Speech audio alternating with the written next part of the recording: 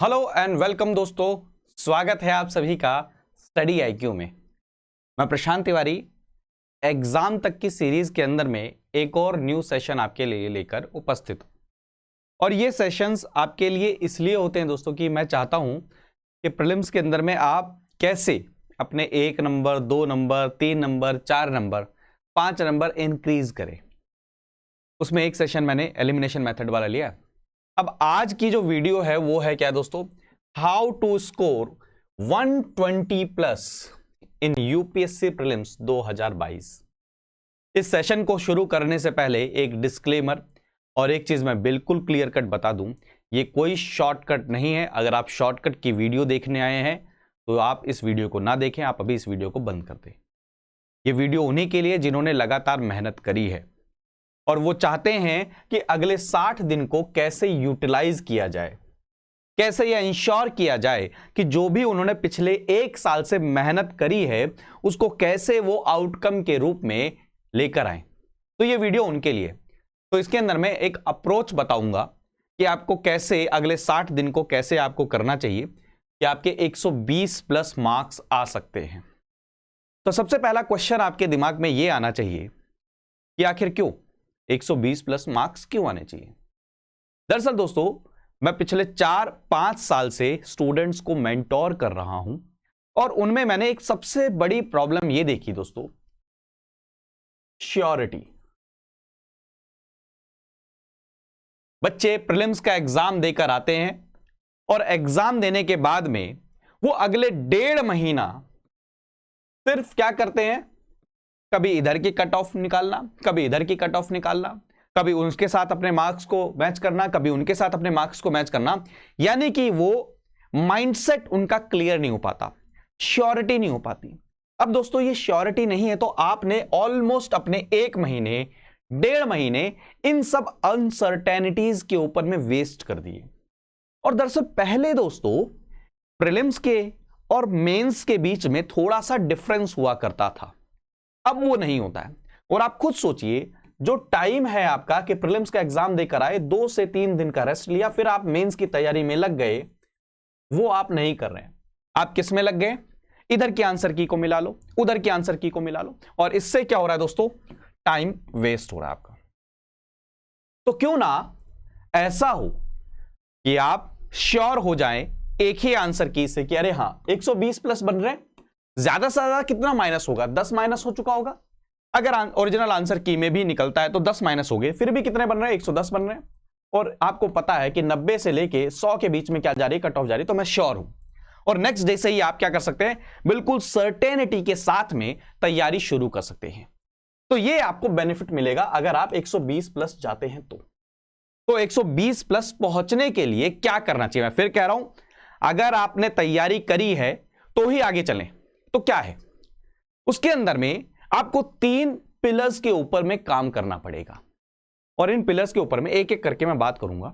Even मैंने plan किया है कि मैं आपके लिए अलग से सीरीज भी लेकर आऊंगा, जिनके अंदर मैं प्रीवियस ईयर क्वेश्चंस की बात करूंगा, मॉक टेस्ट की बात करूंगा, रिवीजन की बात करूंगा। लेकिन अभी इन 3 पिलर के ऊपर में इस वीडियो में हम बात करते हैं कि ये कैसे इंश्योर करेंगे कि आपके 120 प्लस मार्क्स आ सकते हैं, कैसे इंश्योर करेंगे।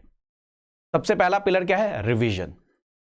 दूसरा पिलर क्या है, प्रीवियस ईयर्स क्वेश्चन, जिसको सबसे ज्यादा स्टूडेंट्स क्या करके जाते हैं, नेग्लेक्ट करके जाते हैं, बिल्कुल नहीं हाथ लगाते। और तीसरा क्या, मॉक टेस्ट। तो सबसे पहली बात आती है रिवीजन की। जो आपने पढ़ा उसको रिवाइज करना, और रिवाइज भी प्रायोरिटी के हिसाब से करना, सिलेक्टिवली रिवाइज करना। तो दोस्तों सबसे पहली चीज मैं आपको यही कहूंगा कि कुछ भी फ्रेश यानी कि न्यू स्टार्ट ना करें, नहीं करना है। सबसे पहला पॉइंट यही है आपके लिए कि आपको रिवीजन का ही एक हिस्सा है कि आपको कुछ भी नया स्टार्ट नहीं करना, जो पढ़ चुके हो उसी को रिवाइज करना है। अब प्रीलिम्स के एग्जाम में दोस्तों 2 चीजें होती हैं, एक करंट अफेयर्स और एक स्टैटिक।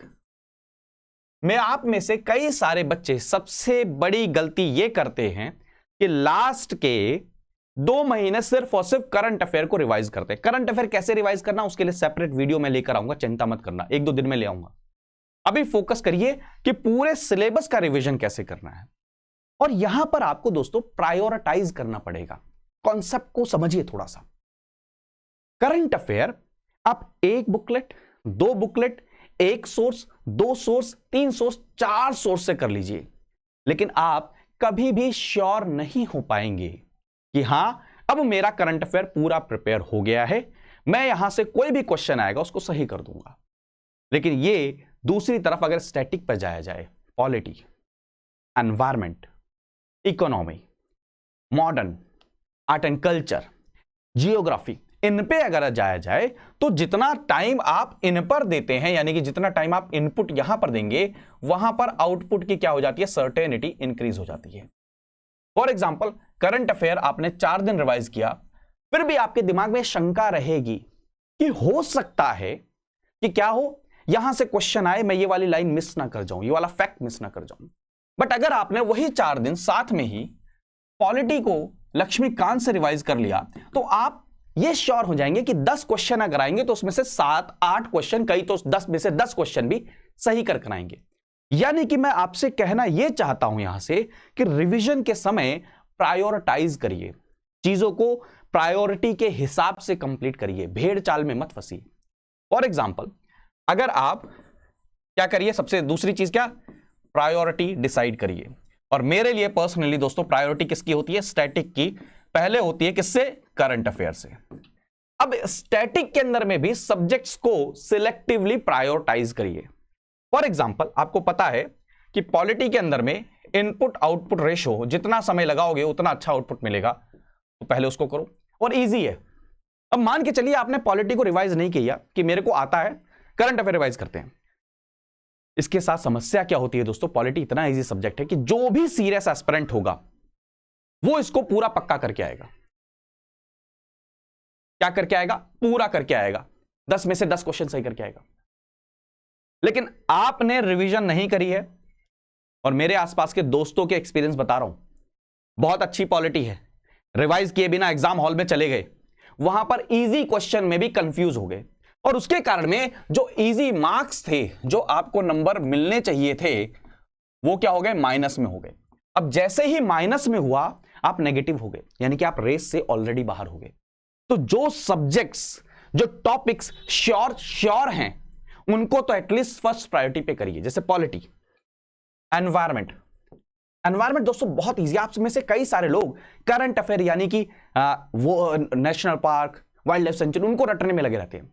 भाई साहब उसमें से मेजॉरिटी ऑफ सेक्शन जो बुक से आता है, कन्वेंशन, कॉन्सेप्ट्स, प्रोडक्टिविटी, एश्योरीज, इकोटोन, उनको तो कंप्लीट करिए, क्योंकि 15 क्वेश्चन यहां से आएंगे ही आएंगे। फिर उसके बाद मॉडर्न प्रायोरिटी, देखिए मैं आपकी प्रायोरिटी कुछ भी हो सकती है, मैं सिर्फ आइडिया दे रहा हूं। मॉडर्न इकोनॉमी का कॉन्सेप्ट, भाई 15 में से 20 क्वेश्चन अगर इकोनॉमी के आ रहे हैं, और उसमें से अगर आपने कॉन्सेप्ट्स को रिवाइज कर लिया, मैं इतना श्योर से कह सकता हूं कि इकोनॉमी बहुत डिफिकल्ट नहीं होता। दरअसल प्रॉब्लम क्या है, एक मिसकंसेप्शन है कि इकोनॉमी को आप करंट अफेयर से कर लीजिए, सब्जेक्ट वाइज के हिसाब से करने की जरूरत नहीं, आपकी इकोनॉमी कंप्लीट हो जाएगी। नहीं, इकोनॉमी का कॉन्सेप्ट तो पता होना चाहिए। इन्फ्लेशन रेट बढ़ रहा है, उसका इकोनॉमी पे क्या असर पड़ेगा, करेंसी पे क्या असर पड़ेगा, ये आपको पता होना चाहिए, तभी तो करंट से रिलेट कर पाओगे। तो ये अप्रोच आपको रखनी पड़ेगी, प्रायोरिटाइज करना पड़ेगा। ठीक है दोस्तों, रिवीजन के लिए ये क्या करना पड़ेगा, प्रायोरिटाइज करने का। और तीसरा सबसे इंपॉर्टेंट चीज जो रामबाण मैं आपको बार बार देता हूं, कि अपने दिमाग को ट्रेन करो। दिमाग को यह ट्रेन करो कि जब आपके पास में बुक नहीं हो तो आप चीजों को कैसे रिकॉल करोगे, ये ट्रेन करो। हम में से कई सारे बच्चे रिवीजन करने का सबसे गलत तरीका क्या अपनाते हैं, बुक खोलकर रिवाइज करते हैं।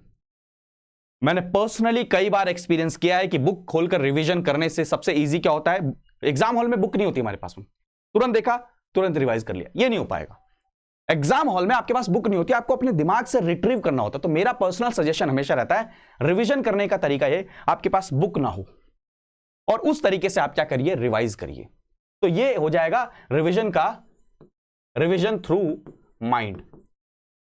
ये 3 कॉन्सेप्ट लेकर चलेंगे तो इससे क्या होगा दोस्तों, इससे आपके जो कितने 50 से 60 क्वेश्चन जो हैं स्टैटिक में से, उनमें से आप कम से कम 40 के लिए तो ये कह सकते हैं कि हां जी, मैं अब यहां पर करने के लिए तैयार हूं, लड़ने के लिए यहां पर क्या हूं, तैयार हूं।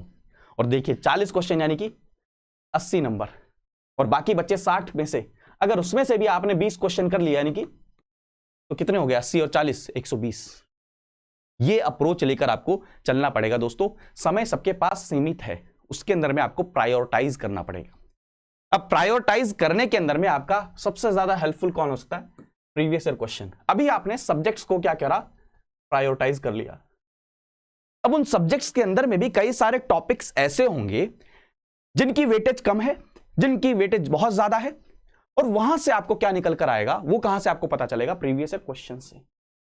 बहुत सारे बच्चे प्रीवियस ईयर्स क्वेश्चंस की इंपॉर्टेंस को नहीं आंकते हैं, उन्हें कम समझते हैं। मेरे दोस्तों यकीन मानिए, अगर प्रीवियस ईयर क्वेश्चन रिलीजियसली आप फॉलो करके चले जाएंगे ना, तो कम से कम आपके 10 नंबर से 20 नंबर का फर्क पड़ेगा आपके एग्जाम हॉल में, कम से कम। क्यों? प्रीवियस ईयर क्वेश्चन से 3 चीजें आपको पता चलती हैं। पहली बात तो प्रीवियस ईयर क्वेश्चन कितने साल के लगाने, टाइम टू टाइम डिपेंड करता है। अगर आपके पास में, अगर अभी मैं कहता अगर आपके पास 6 महीने होते तो मैं कहता 10 साल के लगाओ। अब नहीं है तो कम से कम एटलीस्ट 4 to 5 ईयर पिछले प्रीवियस ईयर क्वेश्चंस लगाइए। और प्रीवियस ईयर क्वेश्चन से आपको बेनिफिट्स क्या क्या मिलते हैं। सबसे पहला, उन सब्जेक्ट्स के अंदर में जो कोर टॉपिक्स है, यानी कि सब्जेक्ट्स के अंदर में टॉपिक्स की प्रायोरिटी आपको क्या पता चलती है यहां से। और दोस्तों यूपीएससी के अंदर में हार्डली कोई क्वेश्चन रिपीट होता है, बट कॉन्सेप्ट्स बहुत सारे रिपीट होते हैं।